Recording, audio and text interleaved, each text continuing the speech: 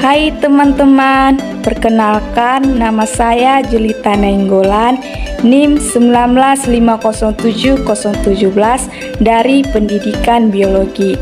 Baiklah, di sini saya akan menjelaskan sistem pernafasan pada filum chordata, yaitu pada kelas Pisces, amfibia, dan reptil. Nah, sebelum masuk pada pembahasan sistem pernapasan kelas tersebut, saya akan menjelaskan terlebih dahulu apa itu sistem pernapasan. Nah, sistem pernapasan atau dikenal dengan sistem respirasi merupakan sebuah sistem organ di mana digunakan untuk suatu pertukaran gas. Pada hewan berkaki empat, sistem pernapasan biasanya termasuk saluran yang digunakan untuk membawa udara ke dalam paru-paru di mana terjadinya sebuah pertukaran gas. Diafragma menarik udara masuk dan juga mengeluarkannya.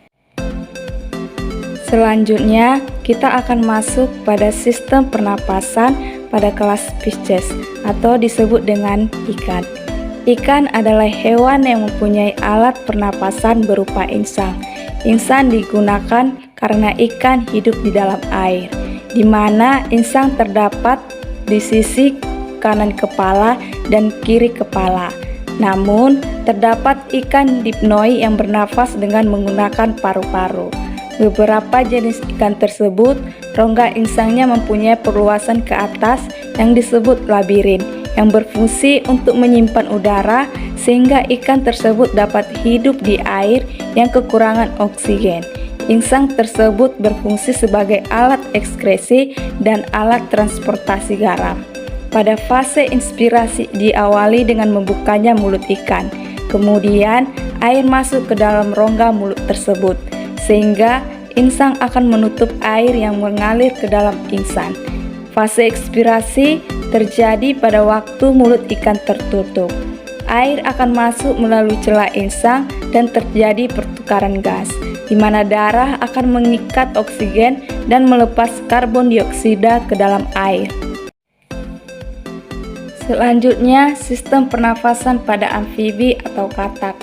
Salah satu contoh hewan amfibi ini adalah katak, di mana katak merupakan hewan yang dapat hidup di air dan di darat, sehingga alat pernafasannya berupa paru-paru, kulit, dan juga insang. Katak pada waktu masih larva bernafas dengan insang luar. Pada masa beruduk, katak bernafas menggunakan insang dalam. Katak dewasa bernafas dengan paru-paru dan juga kulit. Pada paru-paru, katak berupa dua kantung berdinding tipis dan elastis yang banyak mengandung kapiler darah, serta terletak dalam rongga badan, di mana paru-paru dapat berhubungan dengan rongga mulut melalui sebuah lubang yang disebut glotis. Kedua kantung paru-paru tersebut saling berhubungan dengan bronkus pendek. Nah, selanjutnya sistem pernafasan pada reptil. Reptil mempunyai alat pernafasan yaitu paru-paru, di mana paru-paru reptil dikelilingi oleh rongga dada yang dilindungi oleh tulang rusuk. Reptil memiliki kulit yang bersisik ataupun kering sehingga sulit ditembus oleh air.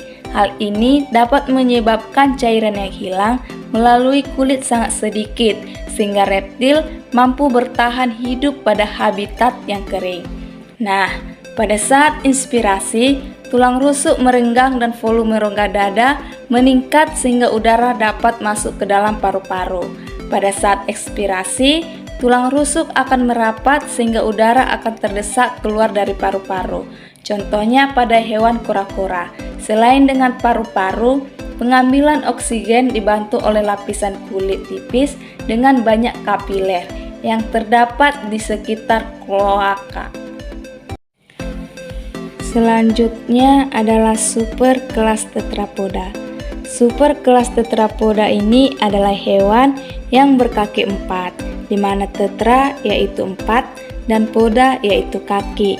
Super kelas tetrapoda ini dibagi ke dalam 4 kelas, yaitu kelas amfibia. Amfi artinya dua dan bios artinya hidup. Jadi hewan yang termasuk ke dalam kelas amfibia ini adalah hewan yang siklus hidupnya mempunyai dua fase, yaitu fase dalam air dan fase di daratan. Yang kedua adalah kelas reptilia. Hewan yang termasuk ke dalam kelas reptilia ini adalah hewan yang jalannya merayap. Contohnya adalah kadal, ular, buaya, dan penyu. Yang ketiga adalah kelas Aves. Kelas Aves ini disebut juga dengan kelompok unggas atau sekelompok burung. Pada umumnya, hewan yang termasuk dalam kelas Aves ini adalah hewan yang bersayap, yang dilengkapi dengan bulu yang berguna untuk terbang. Contohnya sebuah bangsa burung, yaitu ayam dan itik. Yang keempat adalah kelas mamalia. Hewan yang termasuk ke dalam kelas mamalia adalah mempunyai glandula mamae atau kelenjar susu yang berfungsi untuk menyusui anaknya. Nah, di sini saya akan menjelaskan tentang sistem pernapasan pada burung. Burung merupakan salah satu hewan yang memiliki kekhasan pada sistem pernapasannya dibandingkan hewan lain. Saat burung bernafas, burung menggunakan organ-organ pernapasan seperti lubang hidung, tekak, trakea, bronkus, dan paru-paru. Trakea burung memiliki siring yang berfungsi sebagai sumber suara. Siring tersebut terletak pada percabangan trakea atau bifurkasi trakea. Otot yang menyusun siring disebut otot stemotrachealis, dan otot tersebut menghubungkan tulang dada dan trakea. Siring dan dinding trakea sebelah dihubungkan oleh suatu otot yang disebut otot siringalis.